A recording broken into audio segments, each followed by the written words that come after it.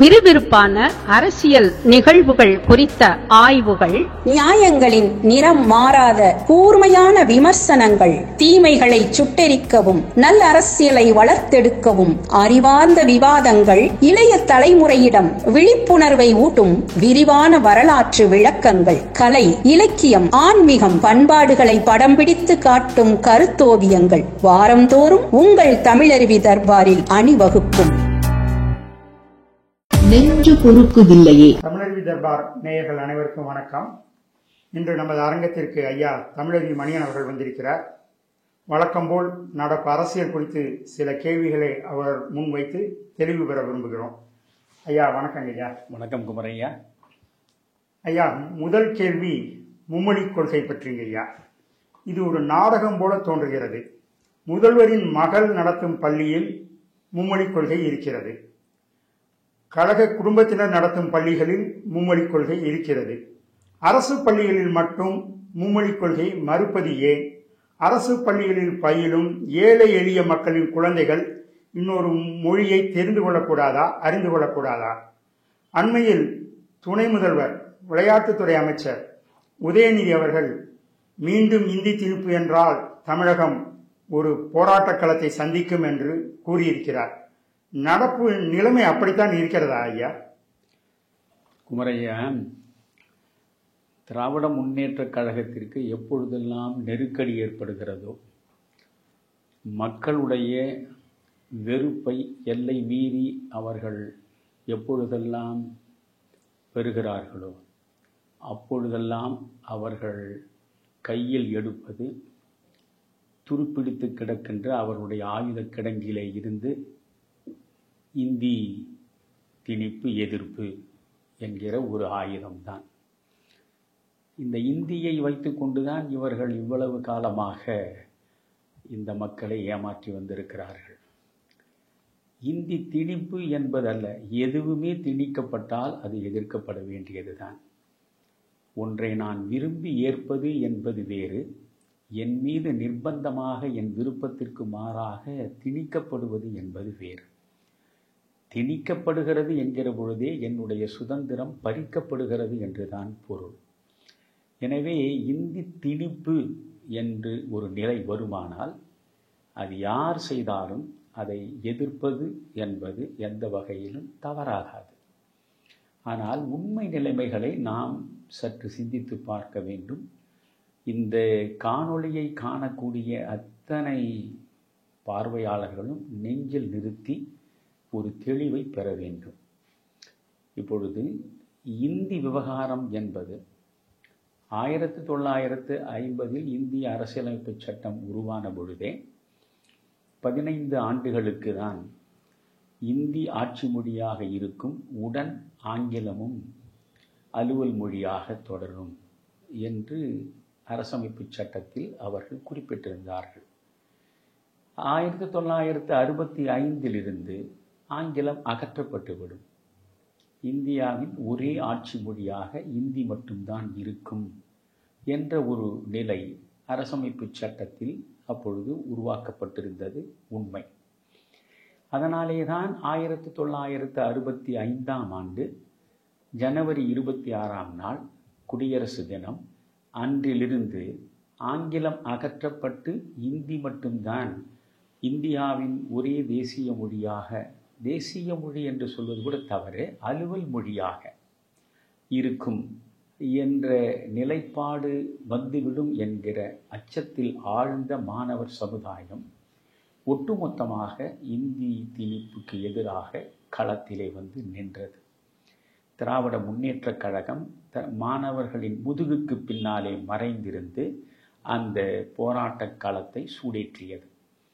அன்று 1965 ஜனவரி 26 இந்தி எதிர்ப்பு போராட்டம் உருவான பொழுது அந்த போராட்டத்தை முன்னெடுத்த மாணவர்களில் நானும் ஒருவன். ஏனென்றால் இந்தி வந்தால் தமிழ் அத்தோடு அழிந்துவிடும் என்பது போன்று இவர்கள் சொன்ன வாசகங்களை அன்று நம்பியவர்களில் நானும் ஒருவன். உங்களுடைய மருத்துவ கனவு கூட அதனால் தான் செய்தது என்று குறிப்பிட்டிருக்கிறீர்கள். ஆமாம், நான் கடுமையாக அந்த போராட்டத்தில் ஈடுபட்டேன். அப்பொழுது துப்பாக்கி சூடெல்லாம் திருப்பூரில் நடந்தது. நானே ஓடுகிற ரயில்களிலெல்லாம் போய் கக்கா நீ சுடுவதற்கு நாங்கள் என்ன கொக்கா என்றெல்லாம் வாசகங்களை எழுதிய வரலாறு உண்டு.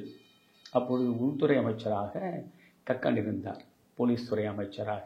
அதனால் கக்கா நீங்கள் சுடுவதற்கு நாங்கள் என்ன கொக்கா என்றெல்லாம் எழுதினோம். ஆனால் அந்த மாணவர் போராட்டம் மிகப்பெரிய அளவுக்கு வளர்த்தெடுக்கப்பட்டது. அதில் பலவித அசம்பாவிதங்களும் அரங்கேறின. ஒரு கட்டத்தில் லால் பகதூர் சாஸ்திரி, அப்பொழுது பிரதமர், அவரே இறங்கி வந்து இந்தி ஒரு நாளும் திணிக்கப்படாது, நேருவினுடைய உறுதிமொழி எப்பொழுதுமே பின்பற்றப்படும் என்று அறிவித்தார். அப்பொழுது காமராஜர் இந்திய அளவில் அகில இந்திய காங்கிரஸ் கட்சியின் தலைவராக இருக்கிறார். எனவே அறிவித்தார்கள். அதற்கு பிறகு போராட்டம் தணிந்தது.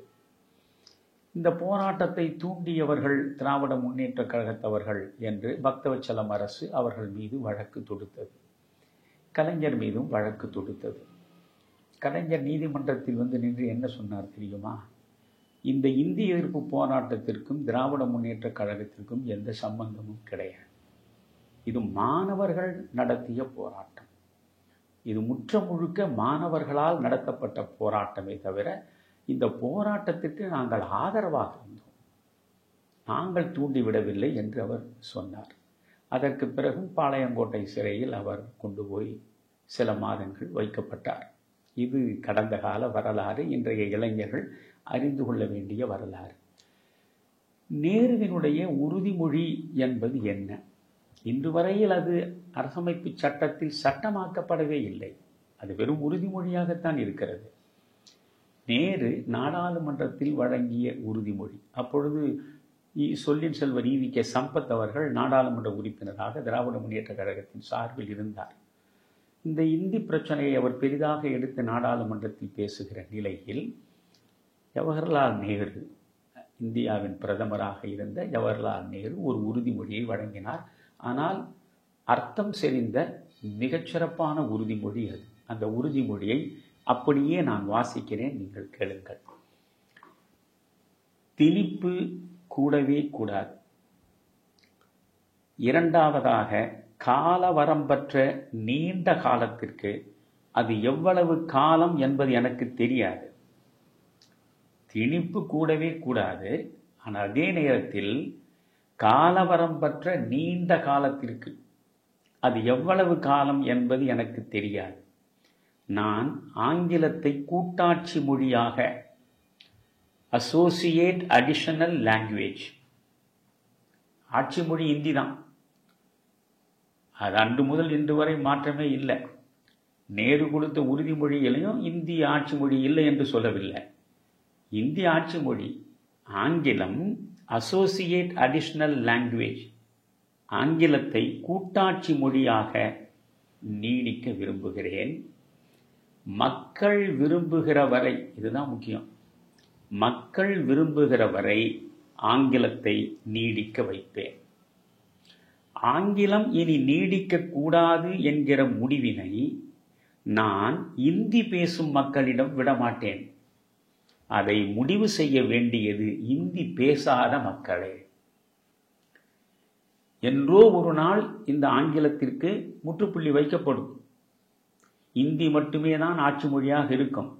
அந்த என்றோ ஒரு நாள் இருக்கிறதே, அந்த ஒரு நாள் என்று என்பதை தீர்மானிக்க வேண்டியவர்கள் இந்தி பேசுகிற மக்கள் இல்லை, இந்தி பேசாத மக்கள். இந்தி பேசாத மாநிலங்களில் உள்ள மக்கள் மனமுவந்து இந்தி இருக்கட்டும், ஆங்கிலம் அகலட்டும் என்று சொல்லுகிற அந்த நாள் வரும் வரை ஆங்கிலம் இந்தியோடு சேர்ந்து கூட்டாட்சி மொழியாக இருக்கும்.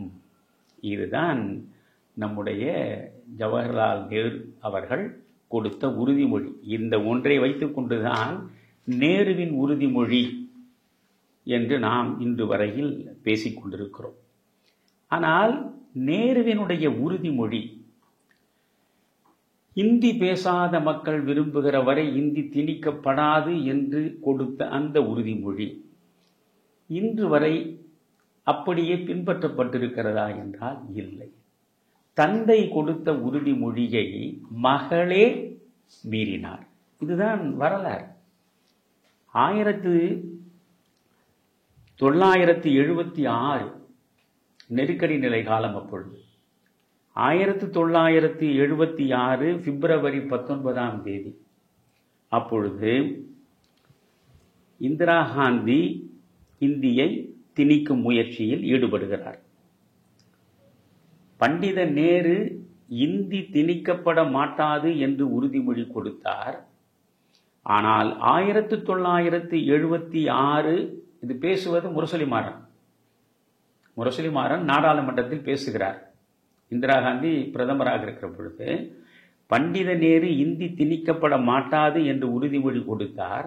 ஆனால் 1976 பிப்ரவரி 19 இட்ட உத்தரவு என்ன சொல்கிறது? இந்தி வகுப்புகளுக்கு செல்ல வேண்டும் என்று நியமிக்கப்பட்ட ஊழியர்கள் ஒழுங்காக இந்தி வகுப்புகளுக்கு செல்ல வேண்டும், இந்தி தேர்வுகளை எழுத வேண்டும் என்று 1976 பிப்ரவரி 19 உத்தரவின் மூலம் இந்தி முற்றிலுமாக கட்டாயமாக்கப்பட்டிருக்கிறது. ஒரு ஊழியர் இந்தி வகுப்பிற்கு செல்லவில்லை என்று வைத்துக் கொள்வோம். அப்போது என்ன ஆகும்? இந்தி வகுப்புக்கு செல்லவில்லை என்றால் அது கடமை தவறியதாக கருதப்படும். ஆம், அந்த ஊழியர் தண்டனைக்கு உள்ளாவார். இதுதான் பண்டித நேருவின் உறுதிமொழியை காப்பாற்றும் லட்சணமா? நாடாளுமன்றத்தில் இந்த கருத்தை முரசொலிமாறன் அவர்கள் எப்பொழுது முன்வைக்கிறார் தெரியுமா? 1982 இந்தி திணிக்கப்பட்டது இந்திரா காந்தியால் 1976. அப்பொழுது நெருக்கடி நிலை. அந்த நேரத்தில் இவர்களால் மூச்சு விடுவதே சிரமம். அதில் எதிர்ப்பாக தங்களுடைய குரலை வெளிப்படுத்துவதற்கு வாய்ப்பில்லை. சரி, 1977 தான் ஆட்சி மாற்றமும் நிகழ்ந்து விட்டது. பிறகு 1980 நேருவின் மகளே வா, நிலையான ஆட்சியை தா என்று கலைஞர் அவர்கள் இந்திரா காந்தியின் கையை பிடித்தபடி லட்சிய கூட்டணியை அமைத்துக் கொண்டார் இல்லையா? அதற்கு பிறகு 1980 ஜனதா ஆட்சி விழுந்து இந்திரா காந்தி மீண்டும் பிரதமரான பிறகு 1982 முரசொலிமாறன் நாடாளுமன்றத்தில் எந்த லட்சிய கூட்டணியை அமைத்தார்களோ திமுக காங்கிரஸோடு சேர்ந்து, அந்த காங்கிரசின் சார்பாக இந்தியாவை ஆளுகிற பிரதமர் இந்திரா காந்திக்கு எதிராக முரசொலிமாறன் சொல்கிறார் இந்த கருத்தை. நீங்கள் 1976 இப்படி இந்தியை கட்டாயமாக திணித்தது முறையா? இதில் யாருக்காவது ஐயம் இருந்தால் 18/10/1982 முரசொலி இதழை நீங்கள் எடுத்து பார்த்தால் தெளிவாக நீங்கள் நான் சொன்ன செய்தியை காணலாம். 1976 பிப்ரவரி 19 இந்தியை திணிக்க இந்திராவினுடைய மத்திய அரசு உத்தரவு பிறப்பித்தது. அப்போதே திராவிட முன்னேற்ற கழகம் இதற்கு எதிராக போர்க்கோலம் பூண்டதா? தமிழ்நாடு பொங்கி எழுந்ததா? தானை தலைவர்கள் அனைவரும் படை திரட்டினார்களா? பரிவாரம் பல்லாயிரக்கணக்கில் திரண்டு வந்து போர்க்குரல் கொடுத்ததா? இந்திரா காந்திக்கு எதிராக, இந்தி திணிப்புக்கு எதிராக? இல்லை. 1976 இவ்வளவு மோசமாக இந்தி திணிப்பை இந்திரா காந்தி நடைமுறைப்படுத்துகிற நிலையில், நேருவினுடைய உறுதிமொழியை குப்பை கூடையில் போட்ட நிலையில்தான் 1980 நீங்கள் அவர்களோடு கூட்டு வைத்தீர்கள். புரிகிறதா? அப்படி என்றால் அந்த இந்தி திணிப்பை நீங்கள் இந்திரா காந்தி செய்தார் என்பதற்காக எந்த நிலையிலும் அவர்களோடு நாங்கள் கூட்டணி வைத்துக் கொள்ள மாட்டோம் என்று நீங்கள் பொங்கினீர்களா? 1976 ஆட்சியில் இருந்ததும் நேருவினுடைய மகள் தான். 1981-82 ஆட்சியில் இருந்ததும் நேருவின் மகள் தான். அப்படி என்றால் இந்தியை எதிர்ப்பவர்களுக்கும் இந்தியை திணிப்பவருக்கும் இடையில் ஏற்பட்ட உறவுக்கு கலைஞர் அவர்கள் கொடுத்த பெயர் என்ன? லட்சிய உறவு. இதுதான் இவர்களுடைய திராவிட மாடல் அரசியல். அன்று தொட்டு இன்று வரையில் இவர்கள் நடத்தக்கூடிய அரசியல். இந்த அரசியலை நீங்கள் கொஞ்சம் தெளிவாக பார்க்க வேண்டும். அப்படி பார்த்தால்தான் புரியும். 1977 ஜனதா கட்சியோடு உடன்பாடு கொண்ட நிலையில் இந்தியாவில் ஜனதா கட்சி ஆட்சி வருவதற்கு கலைஞர் அவர்கள் தன்னுடைய பங்களிப்பை தந்தார். அதை நாம் மறுக்க முடியாது. நெருக்கடி நிலை காலத்தில் அவர் இந்திரா காந்தியை எதிர்த்தார். அவர் ஜனதா கட்சி ஆட்சிக்கு வருவதற்காக தன்னுடைய உழைப்பை கொடுத்தார். அவற்றிலெல்லாம் மாறுபட்ட கருத்து இல்லை. ஆட்சிக்கு ஜனதா வந்து அமர்ந்தவுடனே கலைஞர் என்ன எதிர்பார்க்கிறார்? தன் மீது இந்திரா காந்தி சுமத்திய சர்க்காரியா கமிஷன் விசாரணையை தூக்கி எறிந்து விடுவார்கள். சர்க்காரியா கமிஷன் விசாரணை நம் மீது கொண்டு வந்து செலுத்தப்படாது. எனவே அந்த சர்க்காரியா கமிஷன் விசாரணையை குப்பை கூடையில் போட்டு விடுவார்கள் என்றுதான் கலைஞர் நினைத்தார். எப்பொழுதுமே இவர்களுடைய அரசியல் சொந்த ஆதாயத்தின் அடிப்படையிலே தான். பேசுவது மக்களுக்காக, ஆனால் செய்வது முழுவதும் தங்களுக்காக, தங்கள் குடும்பத்திற்காக. இவர் மொராஜியை சந்திக்கிறார். மொராஜியை சந்தித்து இது மாதிரி விசாரணை கமிஷனை இந்திரா காந்தி என்னை, அதாவது நெருக்கடி காலத்தில் அவரை எதிர்த்த காரணத்தினால் இந்த பழியை அவர் என் மீது சுமத்தி இருக்கிறார். நீங்கள் வந்து இந்த கமிஷனை அகற்றிவிடுங்கள் என்று சொன்ன பொழுது, மொராஜியை பற்றி உங்களுக்கு தெரியும், அவர் பழுத்த காந்தியவாதி. அவர் என்ன சொன்னார்? இதில் என்ன பிரச்சனை உங்களுக்கு இருக்கிறது? நீங்கள் குற்றமற்றவர் என்று உண்மையிலேயே இருந்தால் அதை நீதிமன்றத்தில் நிரூபித்து விட்டு போங்கள். இதற்காக நீங்கள் அஞ்ச வேண்டிய அவசியமே இல்லையே. அதனால் இந்த சர்க்காரிய விசாரணை கமிஷனை திரும்ப பெறுவது என்பது ஒரு அரசியல் உத்திக்காக செய்த ஒன்றாகத்தான் மக்களால் புரிந்து கொள்ளப்படும். ஜனதா கட்சி உருவெடுப்பதற்கும் ஜனதா கட்சி ஆட்சியை அமைப்பதற்கும் கலைஞர் ஆதரவாக இருந்தார். அதனால் கலைஞர் மீது சுமத்தப்பட்ட இந்த விசாரணை கமிஷன் அகற்றப்பட்டது என்றுதான் மக்கள் பேசுவார்கள். அப்படி ஒரு பேச்சு வருவதை நான் விரும்பவில்லை. குற்றமற்றவர் என்று நீங்கள் நினைக்கிற நிலையில் நீங்கள் நீதிமன்றம் சென்று உங்களை நிரபராதி என்று நிரூபியுங்கள் என்று மொராஜி சொல்லிவிட்டார். அவ்வளவுதான். அதற்கு பிறகு ஜனதா கட்சிக்கு எதிராக தன்னுடைய ஆயுதத்தை கலைஞர் எடுக்க தொடங்கினார். 1977 ஜனதா கட்சி ஆட்சிக்கு வந்தது. அதனோடு நம்முடைய கலைஞர் உறவு வைத்துக் கொண்டிருக்கிறார். ஏனென்றால் அவர் எப்பொழுதும் உரிமைக்கு குரல் கொடுப்பார், உறவுக்கு கை கொடுப்பார். இப்பொழுது உறவுக்கு கை கொடுத்தார். இந்த விசாரணை கமிஷனை அகற்றி விடுங்கள் என்று உரிமைக்கு குரல் கொடுக்கிறார். அவருடைய உரிமைக்கு. அந்த உரிமையை மொராஜி தேசாய் அங்கீகரிக்கவில்லை.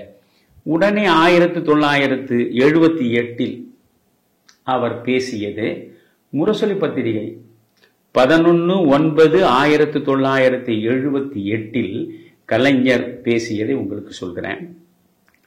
முதலில் 2/8/1978 அவர் பேசியது முரசொலியில் வெளியிடப்பட்டிருக்கிறது. கலைஞர் அற்புதமாக சொல்கிறார், என் உடம்பில் ஓடுவது சுயமரியாதை ரத்தம், பதவிக்காக யார் காலிலும் விழமாட்டேன். எப்பொழுது? சர்க்காரியா கமிஷன் முறைப்படி செயற்படும், அதன் மீது விசாரணை நடக்கட்டும், நீங்கள் நிரபராதி என்றால் நீங்கள் அதை நிரூபிக்க தயாராக இருங்கள், இந்த கமிஷனிலிருந்து உங்களை என்னால் விடுவிக்க முடியாது என்று தேசாய் சொன்ன பிறகு, என் உடம்பில் ஓடுவது சுயமரியாதை ரத்தம், பதவிக்காக யார் காலிலும் விடமாட்டேன். இது முரசொலி 2/8/1978 பதிவாகியிருக்கிறது. நான் கேட்கிறேன், 1975 ஜூன் மாதம் 25ஆம் தேதி நெருக்கடி நிலையை இந்திரா காந்தி கொண்டு வந்து எல்லா உரிமைகளையும் இந்திய மக்களிடமிருந்து பறித்தெடுத்து திராவிட முன்னேற்ற கழகத்திற்கு எதிராக கடுமையான நடவடிக்கைகளை மேற்கொண்டு திராவிட முன்னேற்ற கழகத்தின் முன்னணி தலைவர்களிலிருந்து மாவட்டம் வரையில் இருக்கக்கூடியவர்களை எல்லாம் சிறைக்குள்ளே தள்ளி ஒரு சிட்டிபாபுவினுடைய மரணத்திற்கும் காரணமாகி, சாத்தூர் பாலகிருஷ்ணன் மரணத்திற்கும் காரணமாகி, ஸ்டாலின் அவர்கள் தாக்கப்படுகிற அளவுக்கு நிலைமை கட்டுமீறி இவ்வளவும் நடந்திருக்கிறது. இந்திரா காந்தியினால். ஆனால் இதற்கு பிறகு நீங்கள் என்ன செய்தீர்கள்? 1980 நேருவின் மகளே வா, நிலையான ஆட்சியை தா என்று அந்த அம்மையாரை அழைத்தீர்களே. நீங்கள் நெருக்கடி கால நிலைக்கு பிறகு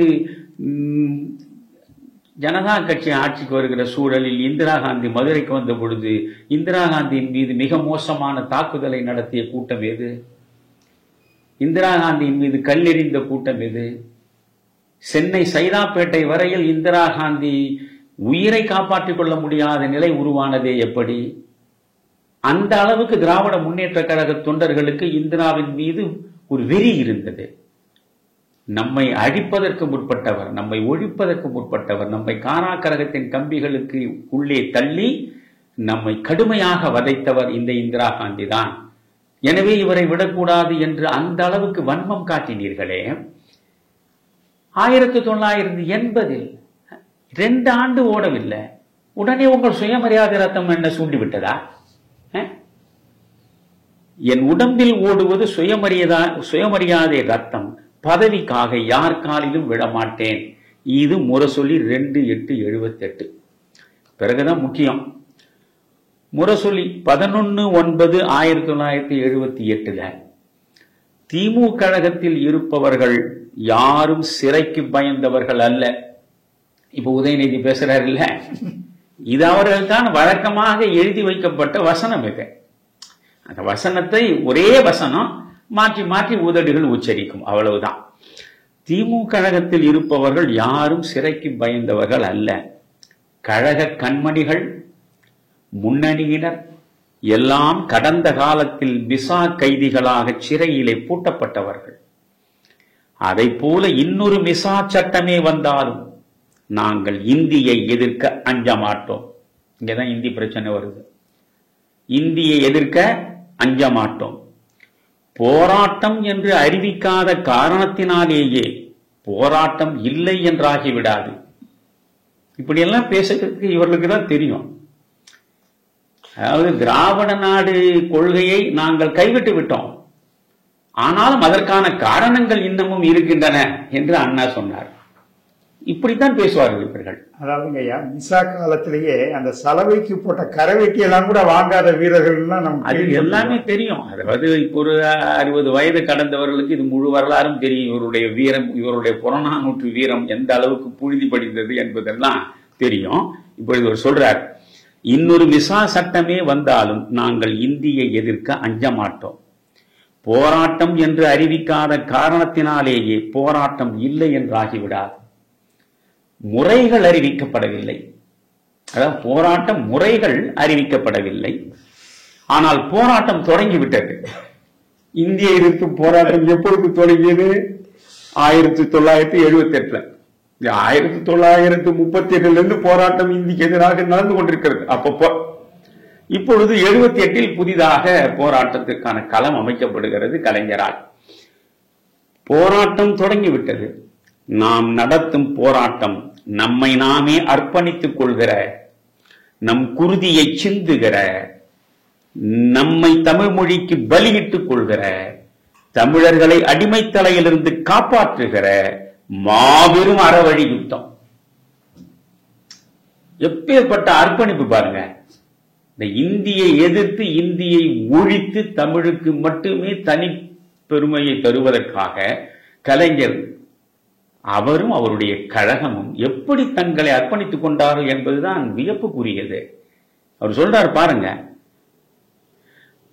நாம் நடத்தும் போராட்டம், திரும்ப திரும்ப நீங்க இதை கவனத்துல வச்சுக்கணும், நாம் நடத்தும் போராட்டம் நம்மை நாமே அர்ப்பணித்துக் கொள்கிற, நம் குருதியை சிந்துகிற, நம் தமிழ் மொழிக்கு நம்மையே பலியிட்டுக் கொள்கிற, தமிழர்களை அடிமைத்தலையிலிருந்து காப்பாற்றுகிற மாபெரும் அறவழி யுத்தம். 11/9/1978 முரசொலியை பிரித்து பாருங்கள். பிறகு 25/6/78 இதுக்கு முன்னையே ஒரு 2.5 மாதத்துக்கு முன்னையே ஒரு அறிவிப்பு கொடுக்கிறார் கலைஞர். தாழ்த்தப்பட்ட மக்களுடைய பாதுகாப்பிற்காக போராட்டம். ஏன்னா இப்ப 77 எம்ஜிஆர் ஆட்சிக்கு வந்துட்டார். எம்ஜிஆரை ஒரு நாளும் அமைதியாக கண்ணுறங்க விடக்கூடாது. அதற்காக ஒவ்வொரு நாளும் ஒரு போராட்டம்.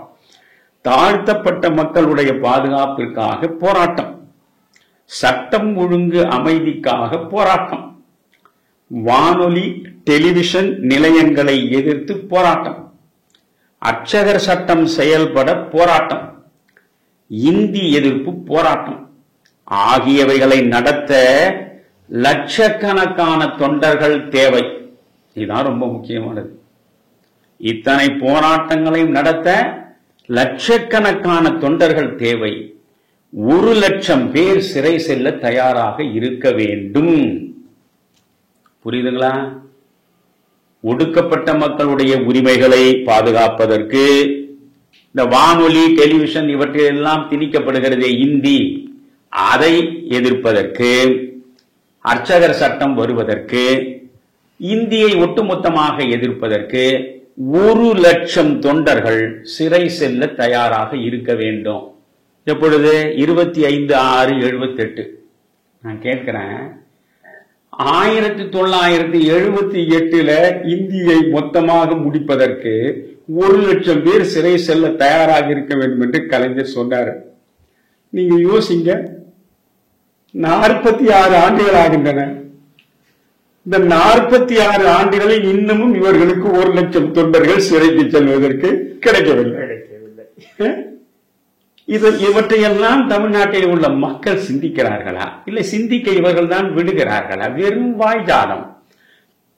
அதைவிட 4/10/1978 முரசொலி. நான் அப்பொழுதெல்லாம் அன்றாடம் காலையில் எழுந்தது முரசொலி தான் படிப்பேன்.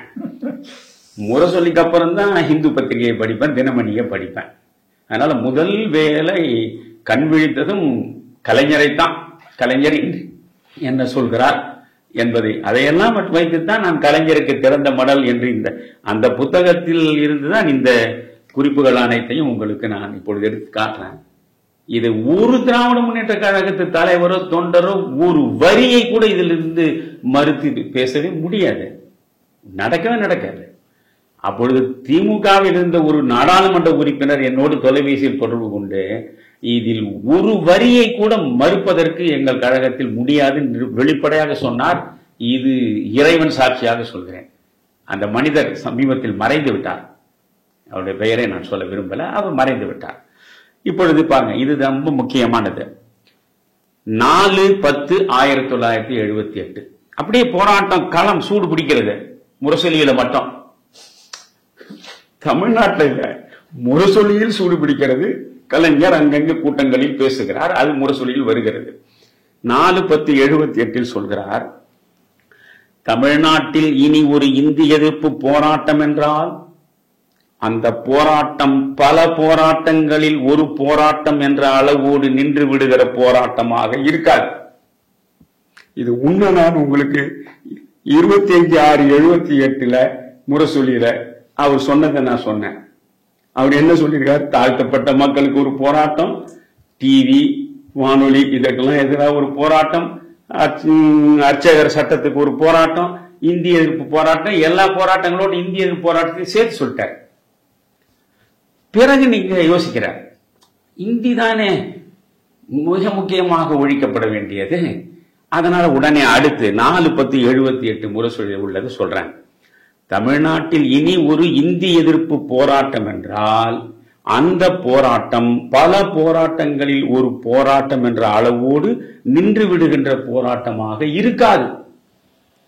அது முதலும் முடிவுமான போராட்டமாக, முற்றுப்புள்ளி வைக்கின்ற போராட்டமாக, ஏ தமிழ் சமுதாயமே உனக்கு வாழ்வா சாவா என்று கேட்கிற கடைசி கட்ட போராட்டமாக அது இருக்கும். அந்த போராட்டத்திற்கு தான் உங்களை எல்லாம் அழைக்கிறேன். எப்படிப்பட்ட தலைவர்கள், எப்படிப்பட்ட கட்சிகள், எப்படிப்பட்ட மனிதர்கள், எப்படி சிந்தனை மழுங்கடிக்கப்பட்ட வாக்காளர்கள் சிந்திக்க வேண்டும். 1978 அக்டோபர் 4 கலைஞர் சொல்கிறார், வாழ்வா சாவா என்று பார்த்து விடுவது இந்தியை ஒழிக்காமல் விடுவதில்லை என்று இவ்வளவு தெளிவாக முதலும் முடிவுமான போராட்டமாக, முற்றுப்புள்ளி வைக்கிற போராட்டமாக தமிழ் சமுதாயமே உனக்கு வாழ்வா சாவா என்று நிர்ணயிக்கிற போராட்டமாக இருக்கும்னு அறிவித்தார். அப்படி அறிவிக்கிறவரு அதுக்கு நீங்க அவரு ரொம்ப அழகா இப்படித்தான் மக்களை அவரால் ஏமாற்ற முடியுது. அவர் சொல்றாரு, எனக்கோ நம்முடைய கழகத்தினுடைய பொதுச் செயலாளர் பேராசிரியருக்கோ இப்பொழுது மறைந்துவிட்ட கலைஞரை இழிவுபடுத்த வேண்டும் என்பது என் எண்ணம் இல்லை. இறந்தவர்களுடைய கல்லறைகளை தோண்டி நாம் இரக்கமற்ற முறையில் அருவருப்பான மொழியில் அவர்களை அசிங்கப்படுத்துவது நம் எண்ணம் அல்ல. இது மு.க. ஸ்டாலின் அவர்களுடைய தந்தை திராவிட முன்னேற்ற கழகத்தில் மிக நீண்ட நெடுங்காலம் தலைவராக இருந்தவர், தமிழகத்தில் பல்லாண்டுகள் முதலமைச்சராக இருந்தவர், ஒரு 60 ஆண்டுகளுக்கு மேல் தமிழ்நாட்டு அரசியலோடு பின்னி பிணைந்து செயலாற்றியவர். இவர்களுடைய ஒரே மூச்சு என்பது இந்தி எதிர்ப்பு என்பது மாநில சுயாட்சி என்பது. அதுக்கு மாநில சுயாட்சி இன்னொரு நாள் சொல்றேன். இந்த இந்தி எதிர்ப்பில் இவர்கள் எப்படி இருந்திருக்கிறார்கள் என்று சொல்வதற்காகத்தான் நாம் கலைஞரை அழைக்க வேண்டியிருக்கிறதே தவிர கலைஞரை கொச்சைப்படுத்துவது நம்முடைய நோக்கம் இல்லை. ஆனால் கலைஞர் எப்படி பேசுகிறார்னு பாருங்க. எனக்கோ நம்முடைய கழகத்தினுடைய பொதுச் செயலாளர் பேராசிரியருக்கோ பொருளாளர் சாதிக் அவர்களுக்கோ துணை பொதுச் செயலாளர் நாஞ்சிலார் அவர்களுக்கோ அல்லது கந்தப்பனுக்கோ அல்லது திராவிட முன்னேற்ற கழகத்தில் இருக்கும் முன்னணியினருக்கோ மீண்டும் பதவியில் எப்படியாவது அமர வேண்டும் என்கின்ற ஆசையோ துடிப்போ தவிப்போ நிச்சயமாக இல்லை. அப்படிப்பட்ட பதவி மறுப்பாளர்கள் துறவிகள் ஒவ்வொருவரும். அவர் சொல்றார், நாங்கள் பார்க்காத பதவி அல்ல, பதவி என்பது எங்களது கடும் பயணத்தில் இளைப்பாறுவதற்கு கிடைத்த ஒரு நிழல். கடும் பயணம் அல்ல, பல்லாயிரக்கணக்கான சோதனைகள். வஉசி மாதிரி ஒரு பக்கம் செக்கிழுத்து கல்லுடைத்து உருக்குலைந்து போவது, சுப்பிரமணிய சிவம் மாதிரி சேலம் சிறையில இருந்து இந்த சுண்ணாம்பு தண்ணீரில் ஊற வைக்கப்பட்ட ஆட்டுத்தோலை எடுத்து அதை அடித்து அடித்து குற்றரோகியாக மாறக்கூடிய அளவுக்கு கொடுமைக்கு உள்ளாவது. இது போல ஏராளமான சோதனைகள் இவர்கள் கடும் பயணத்தில் மக்களுக்காக மேற்கொண்டிருக்கிறார்கள். பாளையங்கோட்டை சிறையில் இருந்ததிலிருந்து நாங்கள் பார்க்காத பதவி அல்ல, பதவி என்பது எங்களது கடும் பயணத்தில் இளைப்பாறுவதற்கு கிடைத்த ஒரு நிழல் என்று கருதுகிறோமே அல்லாமல் இதுவே நிரந்தரமானது என்று கருதி ஏமாறுகிற ஆட்கள் அல்ல நாங்கள். புரியுதா உங்களுக்கு? இதையெல்லாம் எப்ப சொல்றாரு? முறை சொல்லி படிங்க. 7/7/1981 எம்ஜிஆர் ஆட்சியில் இருக்காரு.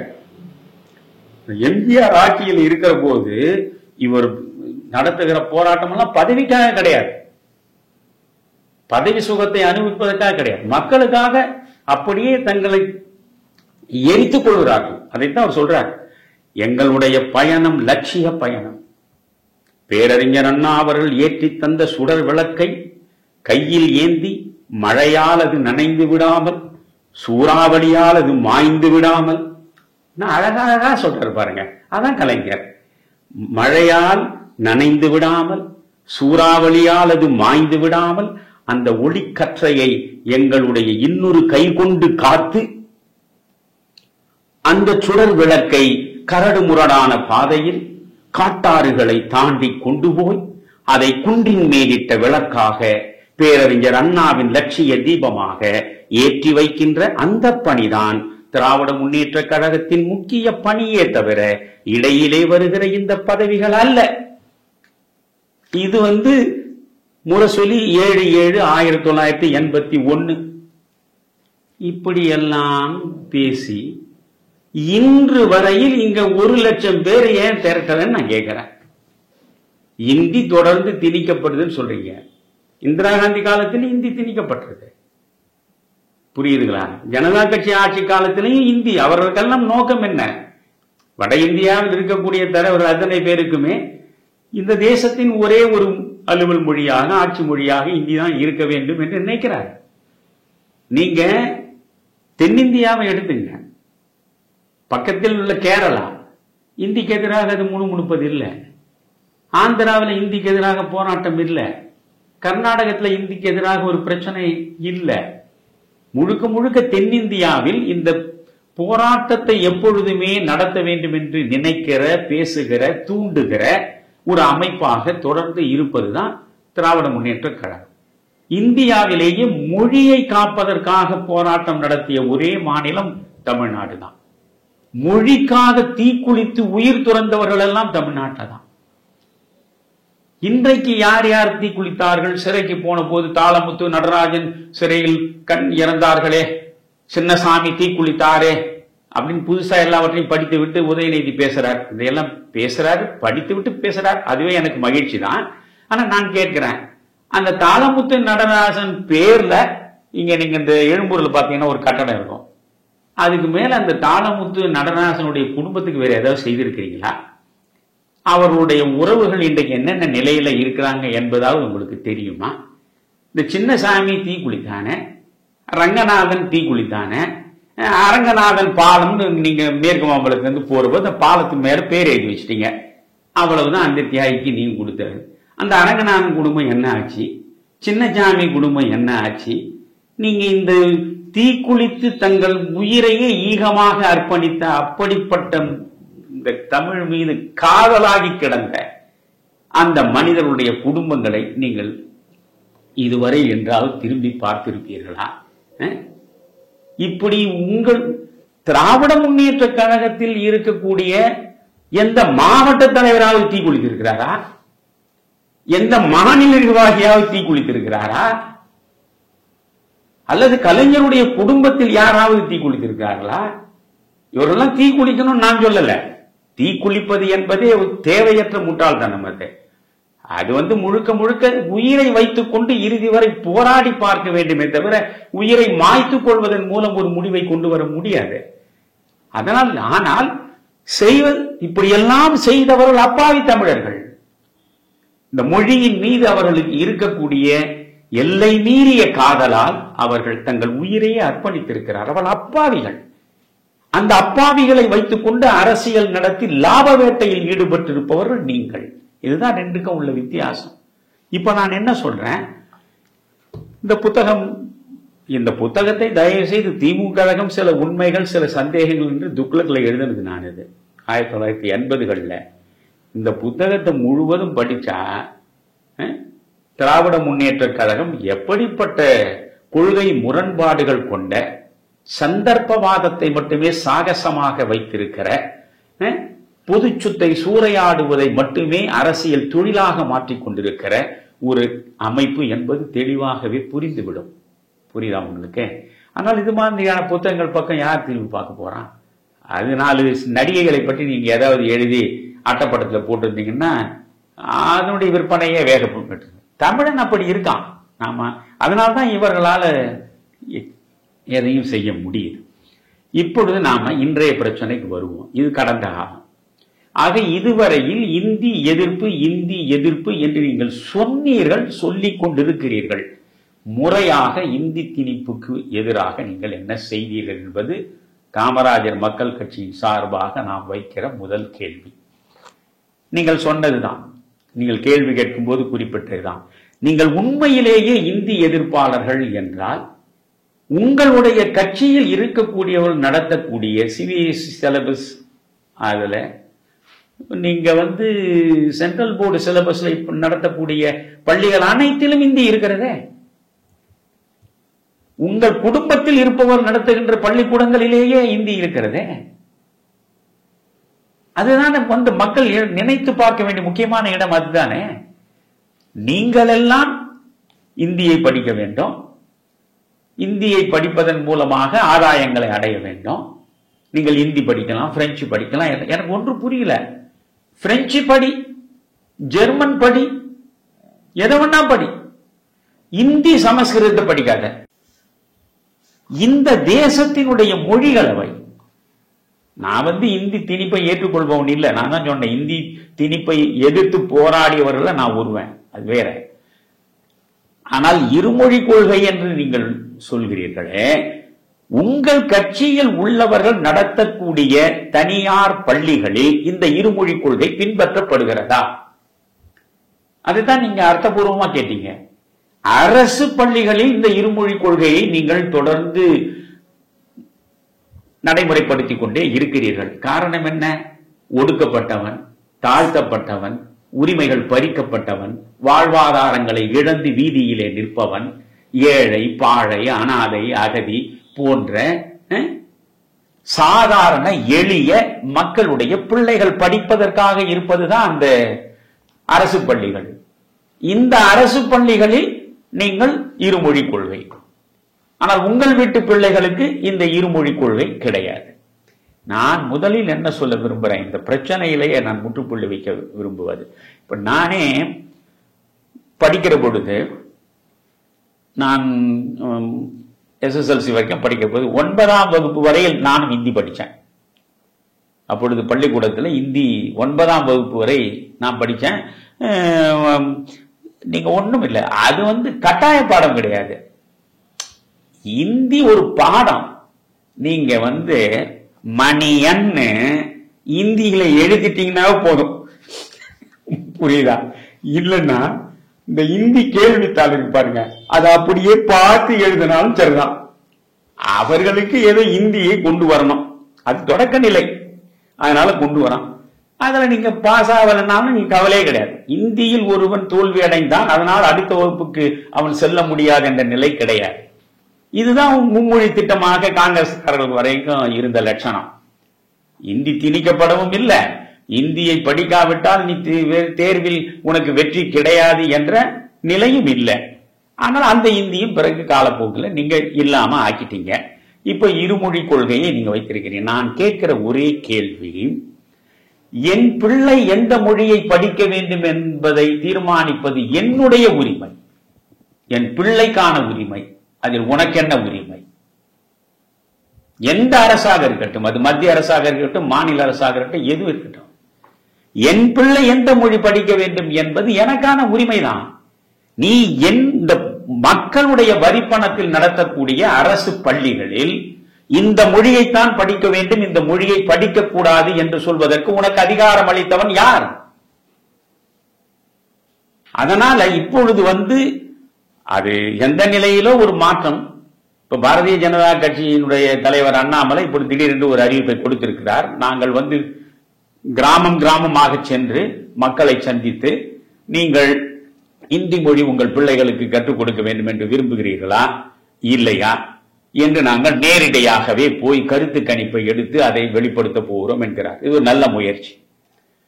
ஏனென்றால் மக்கள் தான் தீர்மானிக்கணும். தமிழ்நாட்டில் உள்ள பெரும்பான்மை மக்கள் இந்த 3வது மொழி இருக்கட்டும். இப்போ இந்த புதிய கல்விக் கொள்கையிலேயே நீங்கள் பார்த்தால் கூட ஆழமா பார்த்தீங்கன்னா இந்தியை படித்தாக வேண்டும் என்று இல்லை. அதுல 3வது மொழி நீங்க மலையாளம் படிக்கலாம், நீங்க தெலுங்கு படிக்கலாம், நீங்க கன்னடம் படிக்கலாம், புரியுதா? அதுல ஆப்ஷன் தெளிவா இருக்கு. இந்தி தான் 3வது மொழி, அதை நீ படித்தாக வேண்டும் என்று அந்த புதிய கல்விக் கொள்கையில இருக்கிறதா? கிடையாது. இப்ப எனக்கே ஒரு பெரிய ஆதங்கம் உண்டு. இன்றைக்கு உண்மையிலேயே மிகச்சிறந்த இலக்கிய படைப்புகள் அன்று தொட்டு இன்று வரையில் மலையாள மொழியில் தான் சிறப்பாக வெளிப்பட்டிருக்கின்றன. அப்படிப்பட்ட மலையாள படைப்பாளிகளுடைய படைப்புகளை என்னால் அந்த மூல மொழியில் படிக்க முடியவில்லை என்று நான் நினைக்கிறேன். நான் தகழியில இருந்து, வாசுதேவன் நாயர்ல இருந்து, முகமது மீரான், அவங்க தோப்பில் முகமது மீரான், இப்படி பல பேருடையது தேடி தேடி எடுத்து படிப்பேன். தமிழில் மொழிபெயர்க்கப்பட்டதை படிக்கிறேன். எனக்கே இந்த மலையாளம் தெரிந்தால் இன்னும் எவ்வளவு சிறப்பாக இருக்கும்னு நினைக்கிறேன். அதுல ஒரு மேதை ஒரு நாள் ஒரு கருத்து சொன்னார். அவர் பல்கலைக்கழகத்தினுடைய துணைவேந்தராகவும் இருந்தவர், திராவிட முன்னேற்ற கழகத்தினுடைய தேர்தல் அறிக்கையை தயாரித்தவர். ஒரு பல்கலைக்கழகத்தின் துணைவேந்தராக இருந்தவர் அப்படி எந்த லட்சணத்தில் இருந்திருப்பார் என்று யோசித்து பாருங்கள். அவர்தான் திராவிட முன்னேற்ற கழகத்தின் தேர்தல் அறிக்கையை தயாரிக்கிற குழுவிலும் இருந்தார். அவர் பெயரை எல்லாம் நான் சொல்ல விரும்பவில்லை. அவர் சொன்னார், நான் இந்தி படிக்கவில்லை, என்னை நீங்க அப்படியே விட்டு இருந்தீங்கன்னா பாடம் மும்மொழி கொள்கையில அது விருப்ப பாடம் தான், கட்டாய பாடம் இல்லை, நானும் ஓரளவு ஏதோ இந்தி படிக்கிறோம். அவர் கேட்கிறார், உன்னை படிக்க வேண்டாம் என்று எவன் சொன்னது? நீ போய் தனியாக விரும்பினால் போய் படிக்க வேண்டியதுதானே. இன்றைக்கும் இந்த ஒரு கேள்வியை தான் இவர்கள் முன்வைக்கிறார்கள். நீ படிக்கணும் இந்தியன்னா எங்கேயாவது படி. ஏன் நான் இந்தியை படிக்கணும்னு விரும்புறேன்னா அது அரசு பள்ளியில் எனக்கான வாய்ப்பை வழங்கு. இன்னொன்று, அந்த புதிய கல்விக் கொள்கை அதை பற்றி நம்ம நிறைய பேசணும். அதுல சாதகமான அம்சமும் இருக்கு, பாதகமான அம்சமும் இருக்கு. அதனால அன்றைக்கு இருந்த பள்ளியில் இருந்த கல்வியின் தரம் இன்றைக்கு காணாமல் போய்விட்டது. நீங்க இருமொழி கொள்கை என்று சொல்ல, அது பிறகு வருவான்.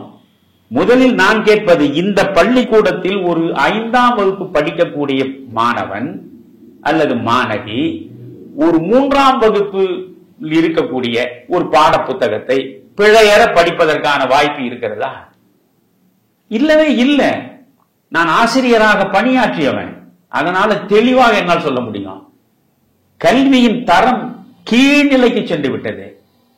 சேருகிற மாணவர்கள் எண்ணிக்கை உயர்ந்து விட்டது என்று இவர்கள் கூறிக்கொண்டிருக்கிறார்கள். மாணவர்கள் எண்ணிக்கை அரசு பள்ளிகளில் உயர்வது என்பது ஒன்று, அது மகிழ்ச்சிக்குரியது. ஆனால் தரம் உயர்ந்து இருக்கிறதா? அந்த தரத்தை உயர்த்துவதற்கு இதுவரை என்னென்ன முயற்சிகளை நீங்கள் மேற்கொண்டிருக்கிறீர்கள்? இல்லையா? எல்லாவற்றுக்கும் நான் பொதுவாக ஒன்று சொல்றேன். இவர் நீண்ட நிலையில நாம பேசுவதற்கு ஒன்று, இந்தியை வைத்துக் கொண்டு பிழைப்பு நடத்துகிறார்களே தவிர இவர்களுக்கு உண்மையிலேயே இந்த தமிழை காக்க வேண்டும், இந்தியின் பிடியிலே இருந்து தமிழகம் விடுபட வேண்டும் என்பதெல்லாம் கிடையாது. அப்படியெல்லாம் இருந்திருந்தால், இதுதான் உங்கள் லட்சியம் என்றால், நீங்கள் ஒரு நாளும் காங்கிரஸ் பக்கத்தில் போய் நின்றுக்க கூடாது. அறிஞர் அண்ணா உயிரோடு இருந்த வரையில் என்றாவது காங்கிரஸ் கட்சியோடு கூட்டணி வைத்தாரா? சொல்லுங்க. அறிஞர் அண்ணாவும் நீங்க அந்த கொள்கை பிடிப்பில் இருந்தார் என்று சொல்லுங்க, நான் ஏற்றுக்கொள்கிறேன். இந்தி திணிக்கப்படுகிறது என்று அவர் குரல் கொடுத்தார். இந்தியை திணித்தது காங்கிரஸ். அந்த காங்கிரஸோடு அவர் கூட்டணி வைக்கவில்லை. ஆனால் நீங்கள் இன்று வரை காங்கிரஸோடு கூட்டணியில் இருக்கிறீர்களே. இப்பொழுது நான் கேட்கிறேன், இந்த இந்தியே கூடாது, இந்தி திணிப்பு என்று சொல்லக்கூடிய நிலையில் பக்கத்தில் இருக்கிற கர்நாடகாவில் ஆட்சி இருக்கிறது அல்லவா? கன்னடியர்கள் தான் அங்க, அவர்கள் இந்தி திணிப்பு என்று போராட்டத்தில் வந்து நிற்கிறார்களா? தெலுங்கானாவில் காங்கிரஸ் கட்சியினுடைய ஆட்சி தான் நடக்கிறது. நீங்கள் இந்திக்கு எதிராக போர்க்கொடி தூக்கி விட்டார்களா? கர்நாடகத்தில் இந்திக்கு எதிராக போர்க்கொடி தூக்கி விட்டார்களா? அங்கெல்லாம் காங்கிரஸ் ஆட்சி தான் நடக்கிறது. கேரளாவில் கம்யூனிஸ்ட் கட்சி ஆட்சி தான் நடக்கிறது. அவர்கள் இந்திக்கு எதிராக அவர்கள் போர் முழக்கம் செய்கிறார்களா? இந்தியாவிலேயே இதை வைத்துக் கொண்டு மிக மலினமான அரசியலை நடத்தக்கூடியவர்கள் நீங்கள் மட்டும்தான். சரி, இந்தி வேண்டாம் என்றால் அதில் நீங்கள் நிலையாக நின்றிருக்கிறீர்களா என்பதுதான் என் கேள்வி. வேற ஒண்ணுமே இல்லை. இந்தி வேண்டாம், எங்களை பொறுத்தவரையில் நாங்கள் தமிழ் ஒன்று போதும் எந்த நிலைப்பாட்டில் நீங்கள் இறுதி வரை நிற்பதாக இருந்தால், நீங்கள் இந்த இந்தியை கொண்டு வந்தவர்களுக்கு பக்கத்தில் போய் நிற்கலாமா? யோசியுங்கள். இந்திரா காந்தியே ஒரு கட்டத்தில் ஆந்திராவிலும் கர்நாடகத்திலும் தேர்தல் பிரச்சாரம் செய்த பொழுது, நான் வேண்டுமானால் அதற்கான அத்தனை டாக்குமெண்ட்டையும் கொடுக்கிறேன். இந்திரா காந்தி சொல்கிறார், மாநில கட்சிகளை வளரவே விடக்கூடாது. என்றைக்கும் இந்திய ஒருமைப்பாட்டுக்கு மாநில கட்சிகளினாலேதான் ஆபத்து வரும். அதனால் மக்களுக்கு சொல்கிறேன், மாநில கட்சிகளின் பக்கம் முகம் திருப்பாதீர்கள். நான் சில மாநிலங்களில் மாநில கட்சிகளோடு கூட்டணி வைத்திருக்கிறேன். அது தேர்தல் கூட்டணியே தவிர கொள்கை கூட்டணி கிடையாது என்றெல்லாம் பேசி இருக்கிறார். இப்பொழுது நான் உங்களுக்கு ஆதாரபூர்வமாக இத்தனை செய்திகளை நான் முரசொலியின் மூலமா எடுத்து சொல்லி இருக்கேன். நான் இப்பொழுது கேட்கிறேன், நீங்கள் மான மறவர்கள் தானே, புறநானூற்று போர் வீரர்கள் தானே, 1,00,000 பேர் சிறைக்கு போங்க 1,00,000 பேர். இதுதான் முதலும் முடிவுமான போராட்டம். உங்க கலைஞர் சொல்லியிருக்காரு. எல்லாவற்றுக்கும் கலைஞர் சொன்னார் சொல்றீங்க இல்லையா? 1980 சொல்லிட்டு 44 வருஷம் ஆகிறது. இதுவரைக்கும் நீங்க இதை பற்றி ஒரு போராட்டம் நடத்தி 1,00,000 பேர் திரண்டதில்லை. ஒரு 10,000 பேரை சிறைக்கு போனீங்களா? போராடினீங்களா? நான் மிக தெளிவாக சொல்ல விரும்புவது ஒன்றுதான், நீங்க எதை செய்ய வேண்டுமோ அதை செய்யவில்லை. இப்பொழுது நீட், அந்த நீட்டு மத்திய அரசு கொண்டு வந்து உங்கள் மீது திணிக்கிறது என்கிறீர்கள்.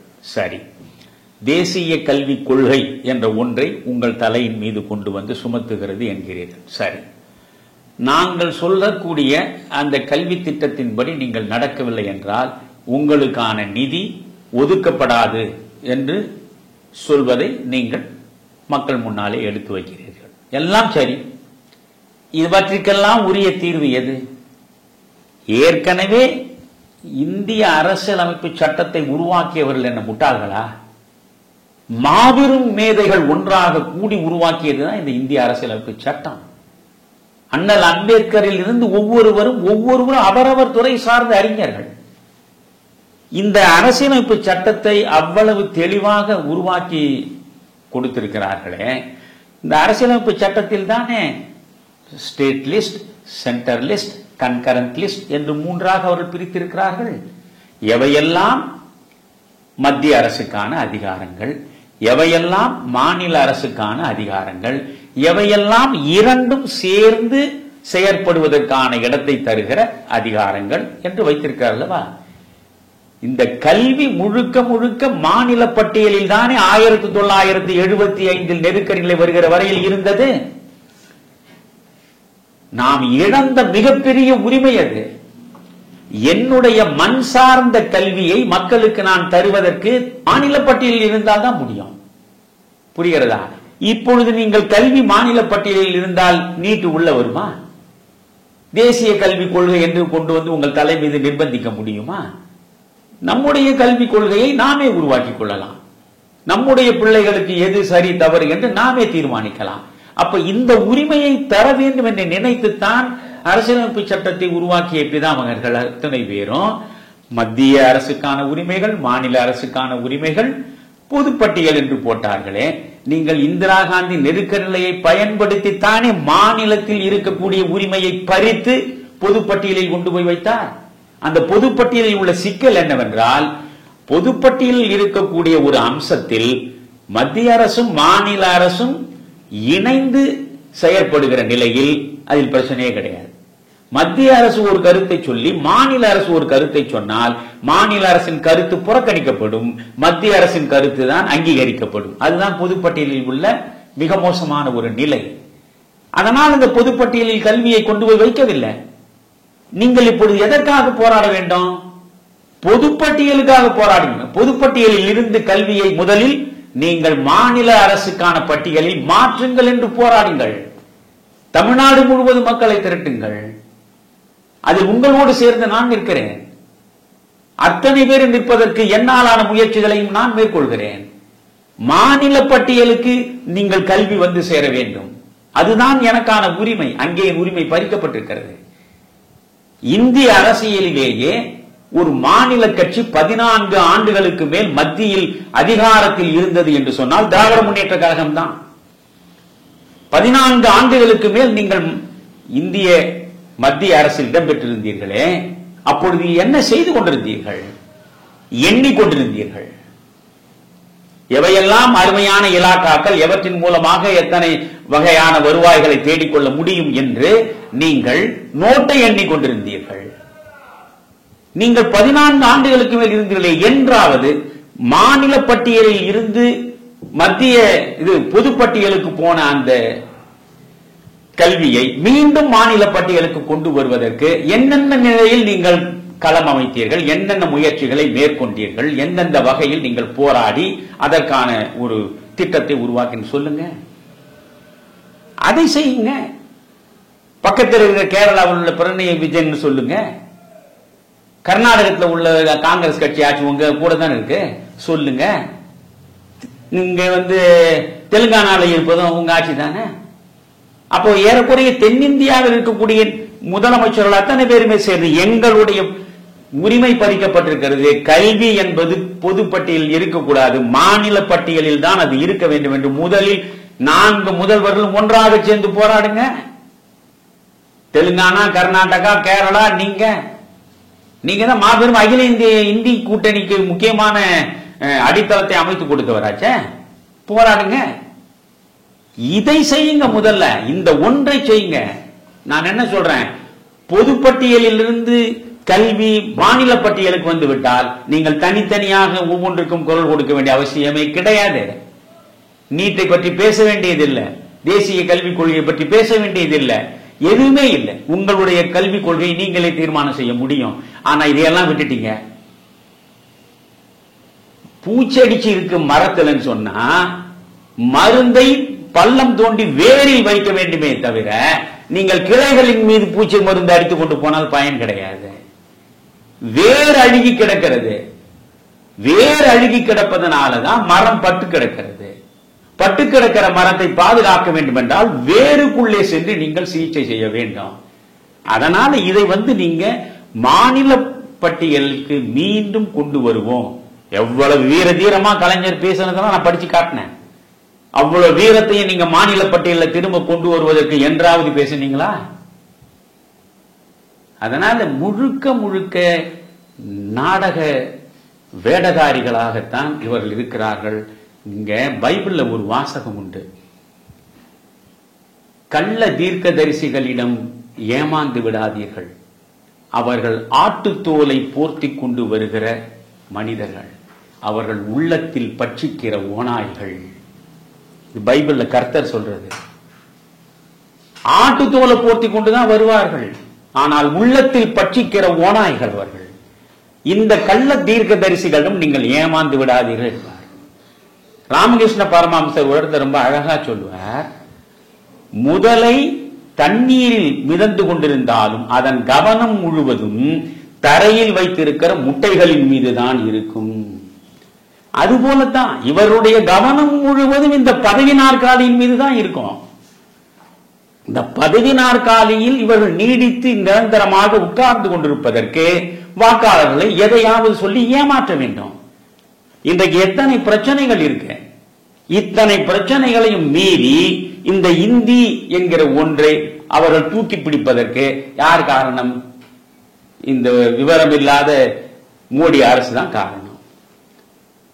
இப்ப நீங்க இந்த தர்மேந்திர பிரதான் கல்வி அமைச்சர், அவர் இந்த எங்களுடைய தேசிய கல்விக் கொள்கை நடைமுறைப்படுத்தாவிட்டால் நாம் பணத்தை கொடுக்க முடியாதுன்னு சொன்னதுதான் இன்றைக்கு பிரச்சனையாக இவ்வளவு தூரம் வந்திருக்கு. நான் என்ன சொல்றேன், உங்களுக்கு கொஞ்சம் இப்பதான் ஏதோ பாரதிய ஜனதா கட்சியின் பக்கம் கொஞ்சம் ஏதோ பரவாயில்லை, அதனுடைய வாக்கு வங்கி அண்ணாமலை அங்கே இங்குமா நடந்து ஏதோ கொஞ்சம் மேல உயர்த்தி வச்சிருக்கிறாரு. இது இந்த மாதிரி 4 தர்மேந்திர பிரதான்கள் வந்தா போதும், 1000 அண்ணாமலைகள் வந்தாலும் ஒன்றும் செய்ய முடியாது. புரியுதுங்களா? ஏன்னா இப்போ நீங்க என்ன செய்திருக்கலாம், முதல்ல இந்த தர்மேந்திர பிரதான் வாயை திறக்கிறதுக்கு முன்ன, ஏன்னா மாநில அரசுக்கு நான் பணத்தை கொடுக்க மாட்டேன் என்று சொல்லக்கூடிய ஒரு நிலையில் மத்திய அரசு இருப்பது எந்த வகையிலும் ஜனநாயகத்துக்கு தகாது. ஒவ்வொரு மாநிலமும் ஜிஎஸ்டி மூலமாக கொட்டி கொடுக்கிற அந்த நிதியைத்தான் நீங்கள் குவித்து வைத்திருக்கிறீர்கள், அதைத்தான் பகிர்ந்து கொடுக்கிறீர்கள். அந்த நிதியை நான் கொடுக்க முடியாது, இதை செய்தால்தான் நான் கொடுப்பேன் என்று சொல்வது சர்வாதிகாரம் தானே, அது ஒரு பாசிச சிந்தனை தானே, அது சரியில்லை. நீங்கள் என்ன செய்திருக்க வேண்டும், இதே இப்ப அண்ணாமலை இப்ப ஊர போற மாதிரி முதல்ல நீங்க மறைமுகமாக தமிழ்நாடு முழுவதும் எல்லா கிராமங்களுக்கும் சென்று நீங்கள் மும்மொழி கொள்கைக்கு ஆதரவா இருக்கிறீங்களா, இல்ல இருமொழி கொள்கையே சரி என்று நினைக்கிறீர்களா, இந்தி வேண்டுமா வேண்டாமா, ஒரு ஆய்வை நீங்கள் முதல்ல செய்து ஒரு 6 மாத காலத்திற்கு பிறகு அவ்வளவு பேர் இந்தி வேணும், மும்மொழி கொள்கை தான் வேணும், இந்த 2 மொழி கொள்கை வேண்டாம் என்று சொன்னால் அதை நீங்கள் மக்கள் முன்னால வெளிப்படுத்தி, இவ்வளவு தூரம் மக்கள் இருமொழி கொள்கைக்கு எதிராக இருக்கிற நிலையில் அவர்கள் மீது இருமொழி கொள்கையை திணிப்பது எந்த வகையில் நியாயம் என்று நீங்கள் கேள்வி கேட்கலாம். இதுக்குள்ள அடுத்த சட்டமன்ற தேர்தலும் வரும். சட்டமன்ற தேர்தல் வரக்கூடிய நிலையில பாஜக அது ஒன்றும் தப்பில்லைப்பா, மக்களை போய் சந்தித்து மக்களுடைய குரலை அவர்கள் வெளிப்படுத்தி இருக்கிறார்கள் என்று சொல்ல, அது வரைக்கும் உங்களுக்கு ஏன் பொறுக்கல? இந்த கேட்ட அந்த பணத்தை இந்த திட்டங்கள் எல்லாம் ஒடுங்கி கிடக்கிறது. ஆசிரியர்கள் ஆரம்பித்து மாணவர்கள், அதுக்கு உண்மையா 40 லட்சம் பேருக்கு ஏறக்கூடிய மாணவர் படிக்கக்கூடிய அரசு பள்ளிகள் இருக்கின்றன. இவற்றில் ஒரு திட்டத்தை நிறைவேற்றவில்லை என்பதற்காக நான் பணத்தை கொடுக்க மாட்டேன்னு சொல்றது அராஜகம். புரியுதுங்களா? அதனால இதை ரொம்ப சாஃப்டா எடுத்து போயிருக்கோம். இல்ல, இப்படித்தான் நீங்கள் உங்கள் தலையில நீங்களே நெருப்பை அள்ளி போட்டுக் கொள்ளுகிற நிலையில் எப்படி மக்கள் பாஜகவின் பக்கம் திரும்புவார்கள்? அதனால 3 தர்மேந்திர பிரதான் இப்படி வாயை திறந்தா 1000 அண்ணாமலைகள் வந்தாலும் பாரதிய ஜனதா கட்சியை தமிழ்நாட்டு மக்களிடம் கொண்டு போய் சேர்க்க முடியாது. இதுதான். அதனால இது திமுக என்கிற கட்சியை, அது நடத்துகிற நாடகத்தை, அது எப்பொழுதும் துருப்பிடித்து கிடக்கிற இந்த இந்திக்கு எதிர்ப்பான ஒரு கேடயத்தை வைத்துக்கொண்டு ஏமாற்றுகிற அந்த நடிப்பை நாம் முறையாக வெளிப்படுத்த வேண்டும் என்றால் அதற்கு சரியாக வியூகங்கள் அமைக்க வேண்டும். இங்கே பாரதிய ஜனதா கட்சியினுடைய மத்திய அரசு மாநில அரசுக்கு கல்வி சம்பந்தப்பட்ட நிதியை தர முடியாது என்று தீர்க்கமாக சொல்லிவிட்டது என்ற செய்தி தான் அடித்தட்டு வரை போய் சேரும். எங்க பணத்தை கொடுக்க நீ யாரா அப்படின்னு இவர்கள் கேட்கறாங்கல்ல. இப்போ அது நியாயமான கேள்வி என்று மக்கள் நினைக்கக்கூடிய இடத்துல கொண்டு போய் வைத்திருக்கிறீர்கள் நீங்கள். அது உங்களுக்கு போதாமைதான். மிக்க நன்றி ஐயா. மொழி பிரச்சனையில் திமுகவின் முரண்பட்ட நிலைப்பாடுகளை தெள்ள தெளிவாக விளக்கியுள்ளீர்கள். தமிழருவி தர்பார்கள் நேயர்கள் சார்பாக உங்களுக்கு மீண்டும் நன்றி கூறி விடைபெறுகிறோம். மீண்டும் ஒரு நிகழ்ச்சியை சந்திப்போம். தமிழருவி தர்பார் நேயர்கள் அனைவருக்கும் வணக்கம். வணக்கம் குமரையா.